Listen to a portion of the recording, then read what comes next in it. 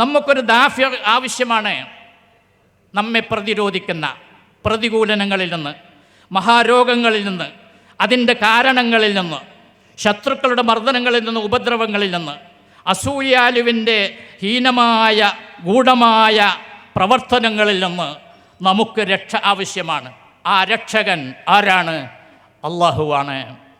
പഴയ കാലത്തൊക്കെ രക്ഷകനായിട്ട് മരണപ്പെട്ടു പോയ ആളുകളും ഉപദ്രവത്തിൽ നിന്ന് ഇസ്തിആദത്ത് നേടാൻ അന്നൊക്കെ ജീവിച്ചിരിപ്പുണ്ട്. അന്നത്തെ കാലഘട്ടത്തിലെ ജിന്നുകളുമായിരുന്നു മുസ്ലിങ്ങൾ അവലംബിച്ചിരുന്നത്. എന്തെങ്കിലും ഒരു പ്രശ്നം വന്നാൽ പടച്ചവനെ അള്ളാഹുവേ എന്ന് വിളിക്കേണ്ടുന്നതിന് പകരം മൊഹീദ്ദീൻ ശൈഖ് എന്നാ വിളിക്കാം. പഴയ കാലത്ത് നമ്മുടെ കുട്ടികളെ ഉറക്കുമ്പോൾ, കുട്ടിനെ കിടത്തുമ്പോൾ ഉമ്മ മലബാറിലൊക്കെ എങ്ങനെ പറഞ്ഞിട്ടാണ് കിടത്തിയിരുന്നതറിയോ? അല്ലല്ലപ്പാപ്പ പടച്ചോനെ. ഇവിടെ ഒരു ഉപ്പാപ്പുണ്ട്. ആ ഉപ്പാപ്പ ആരാ? അള്ളാഹുവിനെ പറ്റിയാണ് ഉപ്പാപ്പ എന്ന് പറഞ്ഞത്. അള്ളാഹു മുമ്പേ ഇവിടെ ഉള്ളവനായതുകൊണ്ട് അള്ളാഹുവിനെ പറ്റി പ്രായാധിക്യം കാരണം ഉപ്പാപ്പ എന്ന് പറഞ്ഞതാണോ? അല്ല. ഈ കുട്ടിയെ ഉറക്കത്തിൽ അപകടത്തിൽ നിന്ന് രക്ഷിക്കേണ്ടത് അള്ളാഹുവും പിന്നെ ഉപ്പാപ്പയും. ഉപ്പാപ്പ പറഞ്ഞാൽ തങ്ങൾ ഉപ്പാപ്പയാകാം, ബദരീങ്ങൾ ഉപ്പാപ്പയാകാം. അവിടെ തന്നെ ഒരു വിവരക്കുറവുണ്ട്. ബദരീങ്ങൾ ഉപ്പാപ്പയല്ല കേട്ടോ, ബദരീങ്ങൾ ഉപ്പാപ്പമാരാണ്. 313 ഉപ്പാപ്പമാരാണ്. പക്ഷെ നമ്മുടെ ആൾക്കാർ പറയാറുള്ളത് ബദരീങ്ങൾ ഉപ്പാപ്പാന്ന്. നമ്മുടെ നാട്ടിലെ ഒരു വലിയനും ആളുകൾ പറയാറുള്ളത് ഔലിയ എന്നാണ്. ഔലിയ ബഹുവചനമാണ്, ഔലിയാക്കൾ എന്ന്.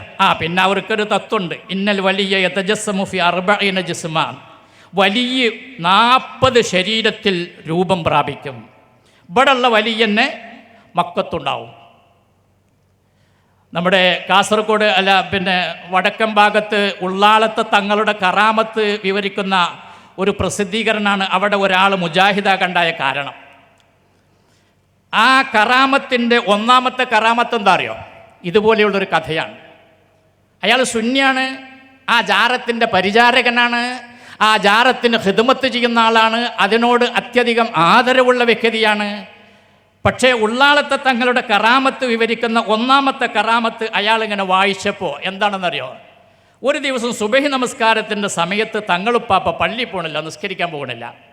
അപ്പോൾ ഭാര്യ ചോദിച്ചു, ആള് തിരക്കിടില്ല, ജനങ്ങൾക്കിടയിലൊക്കെ വലിയ ആദരവും ബഹുമാനവും, സ്നേഹിക്കപ്പെടുന്ന ആദരിക്കപ്പെടുന്ന വല്ല ഒരാൾ, എന്നിട്ട് സുബഹി നിസ്കരിക്കാൻ പോകണില്ലല്ലേ, നമസ്കാരക്കള്ളനാണല്ലേ ഭാര്യ.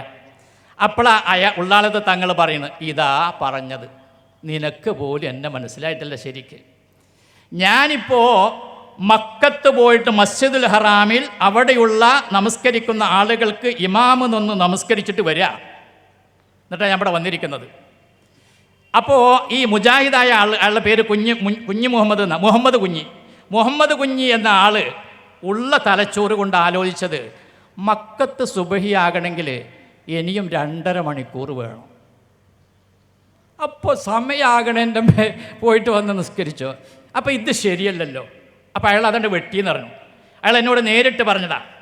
അവസാനം 18 കറാമത്തുകളാണ് എഴുതിയിട്ടുള്ളത്. 18 മൂപ്പര് വെട്ടി. എന്നിട്ട് അദ്ദേഹം പറയാണ്, അതിലൊറ്റ കാര്യം ശരിയുണ്ടായിരുന്നു. ബിസ്മില്ലാഹിർ റഹ്മാനിർ റഹീം എന്ന് മേലെ എഴുതി വെച്ചിട്ടുണ്ട്, അതിട്ട് ഞാൻ വെട്ടാനും പോയില്ല. ഞാനൊരു ഉദാഹരണം പറഞ്ഞതാ. അങ്ങനെയുള്ള അന്ധവിശ്വാസം ഈ തങ്ങളുപ്പാപ്പമാരൊക്കെയാണ് നമ്മുടെ കാര്യങ്ങൾ നോക്കിയിരുന്നത് എന്നാണ്. മലപ്പുറം ജില്ലയിലെ മഞ്ചേരി ഒരു സ്ഥലത്ത് നമ്മുടെ ഒരു മൊയ്തീൻ മുല്ലാക്ക ഉണ്ടായിരുന്നു. അദ്ദേഹം മരണപ്പെട്ടപ്പോൾ അദ്ദേഹത്തിൻ്റെ മയ്യത്ത് മറമാടാതെ കേസും കുട്ടൊക്കെ ഉണ്ടായല്ലോ. അദ്ദേഹം കിണറ്റി ചാടിയപ്പോൾ ഉമ്മ കരക്കെന്ന് വിളിക്കാണ്, മൊഹീദ്ദീൻ ശൈഖേ.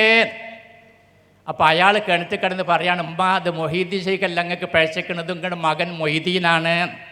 അപ്പോൾ എന്ത് പറഞ്ഞാലും ഷെയ്ഖന്മാരെ വിളിക്കുക, ഔലിയാക്കന്മാരെ വിളിക്കുക. നമ്മുടെ KC അബൂബക്കർ മൗലവി പറഞ്ഞൊരു ഉദാഹരണം എൻ്റെ മനസ്സിലുണ്ട്. 920കളിൽ അള്ളാഹുവിൻ്റെ സ്ഥാനം മുസ്ലിം സമുദായത്തിലും മുസ്ലിം മനസ്സുകളിലും അള്ളാഹുവിൻ്റെ സ്ഥാനം ഒരു പലചരക്ക് കടയിൽ സാധനം എടുത്തു കൊടുക്കുന്ന തൊഴിലാളിയുടെ സ്ഥാനമായിരുന്നു. അതെന്താ? മുതലാളി പറയും, ഇന്നത് കൊടുക്ക്, 1 കിലോ മല്ലി കൊടുക്ക്, 1 കിലോ മുളക് കൊടുക്ക്, അല്ലെങ്കിൽ 1 പാക്കറ്റ് ഉപ്പ് കൊടുക്ക്, 1 ലിറ്റർ എണ്ണ കൊടുക്ക്, വെളിച്ചെണ്ണ കൊടുക്ക്, അങ്ങനെ പറയുക. അയാളതങ്ങനെ ചെയ്യുക. അങ്ങനെയായിരുന്നു അള്ളാഹു. മൊഹീദ്ദീൻ ശൈഖ് പറയും, അള്ളാഹു അനുസരിക്കുക. റിഫായി ശൈഖ് പറയും, അള്ളാഹ് അനുസരിക്കുക. ബദരീങ്ങൾ പറയും, അള്ളാഹ് അനുസരിക്കുക. മമ്പർത്ത് തങ്ങൾ പറയും, അള്ളാഹ് അനുസരിക്കുക. അള്ളാഹുവിൻ്റെ മഹത്വം അതായിരുന്നു. അതാണ് വിശുദ്ധ ഖുർആനിൽ 2 സ്ഥലത്ത് ബഹുദൈവ ആരാധകരെ പറ്റി അള്ളാഹു തആല പറഞ്ഞത്, വമാ ഖദറുല്ലാഹ ഹഖ ഖദരിഹി. അള്ളാഹുവിനെ മനസ്സിലാക്കേണ്ട വിധം ബഹുദൈവ ആരാധകർ അബൂജഹലും ഉത്ബത്തും ഷൈബത്തും വലീദും മനസ്സിലാക്കിയിട്ടില്ല. അള്ളാഹുവിന് കൊടുക്കേണ്ട മഹത്വം അള്ളാഹുവിന് അവർ വകവെച്ചു കൊടുത്തിട്ടില്ല. അള്ളാഹുവിനെ ഉൾക്കൊള്ളേണ്ട മനസ്സിലാക്കേണ്ട വിധത്തിൽ അവർ മനസ്സിലാക്കിയിട്ടില്ല. അത്തരം ആളുകൾ അള്ളാഹുവിൽ നിന്നല്ലാത്ത മറ്റു കേന്ദ്രങ്ങളിൽ നിന്ന് നല്ല പ്രതീക്ഷയിലായിരിക്കും. അത് നഷ്ടപ്പെടുമോ എന്ന ഭയപ്പാട് തീർച്ചയായിട്ടും അവർക്കുണ്ടാവും.